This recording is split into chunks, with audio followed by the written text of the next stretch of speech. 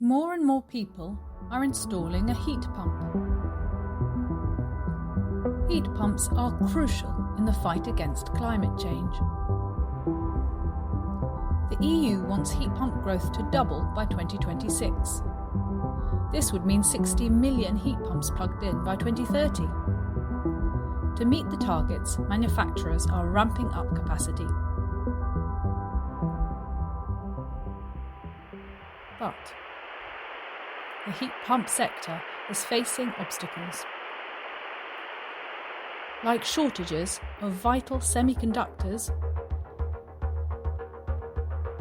and of trained installers and production workers, like unclear market conditions and different national building codes. This is why the heat pump sector is calling on the EU for an acceleration strategy. The strategy should bring policy and market certainty, address supply chain bottlenecks, help train workers,